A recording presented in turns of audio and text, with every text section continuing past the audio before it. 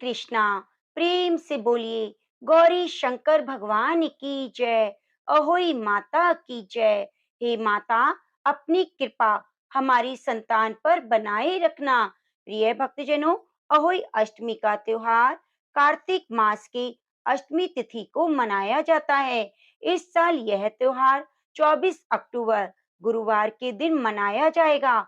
इस दिन माताएं अपनी संतान की लंबी आयु, सुख समृद्धि, उज्जवल भविष्य के लिए व्रत करती हैं। इस बार यह व्रत बहुत ही शुभ नक्षत्र में है। इस दिन साध्य योग और गुरु पुष्य नक्षत्र है। इस संयोग में अहोई माता की पूजा अर्चना करने से संतान के जीवन में चल रही समस्याएं समाप्त हो जाती हैं। अहोई माता को माँ पार्वती का रूप माना जाता है।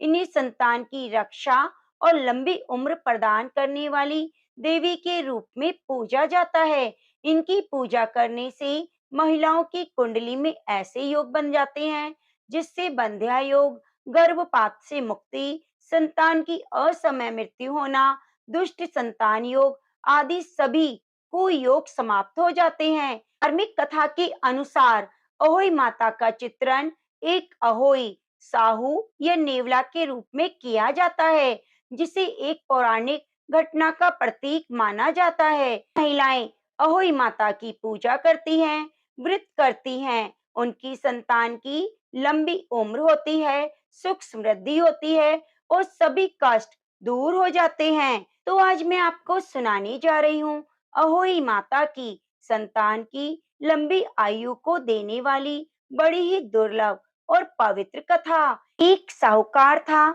जिसके 7 बेटे 7 बहू थी और एक बेटी थी। सब कोई मिट्टी लेने गए। मिट्टी खोदते समय ननंद के हाथ से साहू का बच्चा मर गया। साहू माता बोली, मैं तो तेरी कोख को बांधूंगी।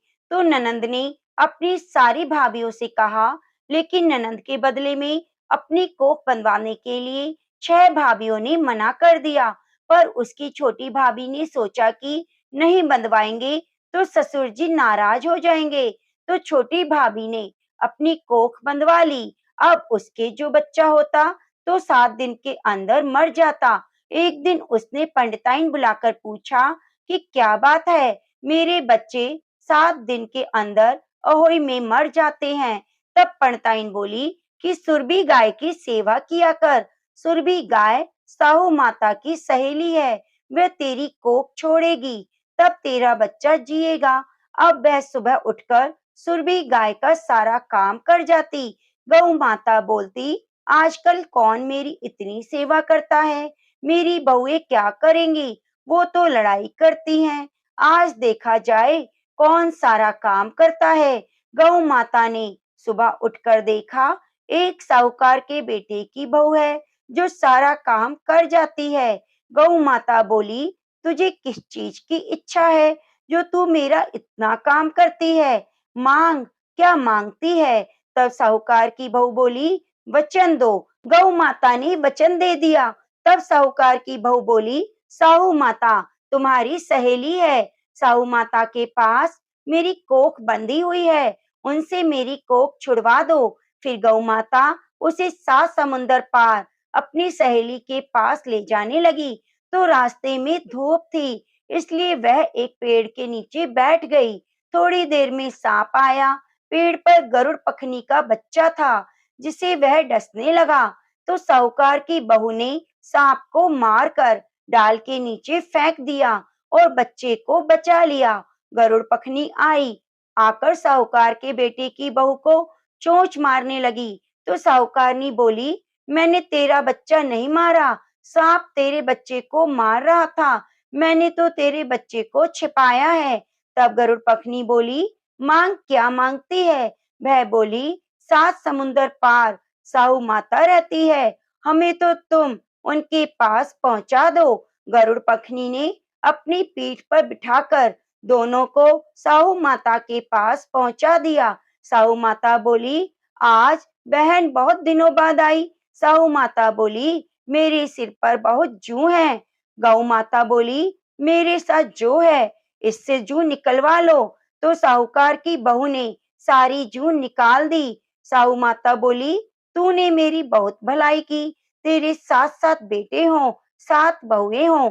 वह बोली, मेरे तो एक भी बेटा नहीं, 7 कहाँ से होंगे? साहू माता बोली, क्यों नहीं होंगे? तब वह बोली, मुझे वचन दो। तो साहू माता बोली, वचन, ये वचन, बच्चन उपूतो धोबू कुंड पर कंकरी हो। जब साहूकार की बहू बोली, मेरी कोख तो तुम्हारे पास बंधी हुई है।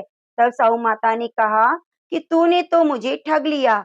मैं तेरी कोख खोलती तो नहीं, लेकिन अब खोलनी पड़ेगी। जब तेरे घर तेरे 7 बेटे बहू मिलेंगे, तू 7 उजमन करियो, 7 होई माता मांडियो, 7 कढ़ाई करइयो। वह घर गई, देखा वहाँ 7 बेटे बहू बैठे हैं, बहुत धन हो रहा है। उसने 7 होई मांडी, कोई दीवार पर, कोई मटके पर, कोई कहीं। 7 उजमन करे, 7 कढ़ाई करी। उधर सारी देवरानी जिठानी कहने लगी, जल्दी जल्दी चौका पूजा कर लो, नहीं तो सब कोई रोने लग जाएंगे। थोड़ी देर में उन्होंने अपने बेटे से कहा, देखकर आओ, आज वह रोई क्यों नहीं? वह देखकर आकर बोले, चाची तो हो ही मान रही है, खूब उजमन हो रहा है। देवरानी जिठानी दौड़ी दौड़ी गई। उन्होंने देखा कि वह तो कोख छुड़ा लाई। वह सब बोली, तुमने कोख कैसे छुड़ाई? वह बोली, मैंने तो कोख बंधाई नहीं, लेकिन साहू के बच्चे के मरने से कोख बंध गई। अब साहू माता ने मुझ पर दया करके मेरी कोख खोल दी है। हे साहू माता, जैसे साहूकार की बहू की कोख खोली, वैसे हमारी भी खोलना, सबकी खोलना, कहानी कहने सुनते वाले की करना, अपने परिवार की कोख खोलना, हमारी संतान की लंबी आयु करना, सुख समृद्धि देना। तो प्रेम से बोलिए, होई माता की जय। एक अन्य कथा के अनुसार एक बार एक औरत अपने 7 पुत्रों के साथ एक गांव में रहती थी। एक दिन कार्तिक महीने में वह औरत मिट्टी खोदने के लिए जंगल में गई। वहां उसने गलती से एक पशु के शावक की अपनी कुल्हाड़ी से हत्या कर दी। उस घटना के बाद उस औरत के 7 पुत्र एक के बाद एक मृत्यु को प्राप्त हुए। इस घटना से दुखी होकर उस औरत ने अपनी कहानी गांव की एक औरत को सुनाई। एक बड़ी औरत ने उसे सुझाव दिया कि वह अहोई माता की पूजा करे। पशु के शावक की सोते हुए हत्या के बाद उस औरत ने शावक का चित्र बनाया और माता अहोई अष्टमी के चित्र के साथ रखकर पूजा की। उस औरत ने 7 वर्षों तक अहोई अष्टमी का व्रत किया। फिर उसके 7 पुत्र जीवित हो गए। अहोई अष्टमी व्रत का महत्व जान लेने के बाद सभी इस व्रत को करने लगे। तो प्रेम से बोलिए, अहोई माता की जय। प्रिय भक्तजनों, इस व्रत को निर्जला किया जाता है और शाम को तारे निकलते ही उनको अर्घ देकर अपना व्रत पारण किया जाता है। एक ब्राह्मण था, वह रोज सवेरे उठकर गंगा जी नहाने जाता और आकर गणेश जी की पूजा करता। उसकी औरत को पूजा अच्छी ना लगती। वह हर रोज ब्राह्मण को कहती, सुबह ही पूजा लेकर बैठ जाते हो, मैं घर का कामकाज झाड़ू बुहारी कब करूं? ब्राह्मण उसकी बात नहीं सुनता था। एक दिन ब्राह्मण गंगा जी नहाने चला गया तो पीछे से ब्राह्मणी ने गणेश जी की मूर्ति को छुपा दिया। ब्राह्मण ने आकर पूछा, मेरे गणेश जी की मूर्ति कहाँ गई? ब्राह्मणी ने कहा, मुझे मालूम नहीं। ब्राह्मण ने खाना पीना छोड़ दिया और कहा, मैं तो पूजा करके ही खाना खाऊंगा।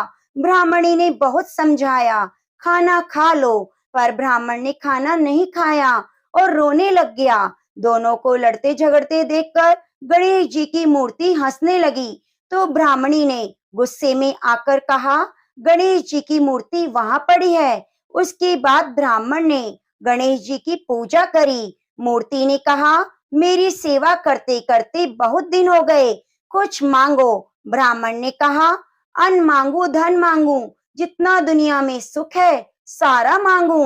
गणेश जी ब्राह्मण को सारा सुख अन्न धन दे दिया। ब्राह्मण मूर्ति को मंदिर में रखकर पूजा करने लगा।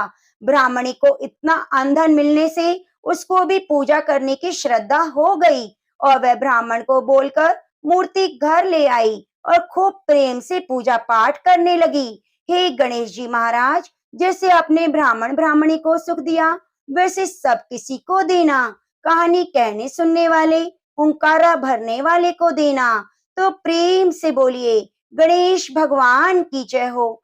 तो आइए आप सुनते हैं अहोई माता के चरणों का ध्यान करते हुए अहोई माता की आरती। ओम जय अहोई माता, मैया जय अहोई माता।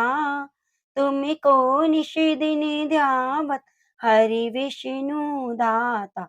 ओम जय अहोई माता, ब्रह्माणी रुद्राणी कमला, तू ही जगदाता।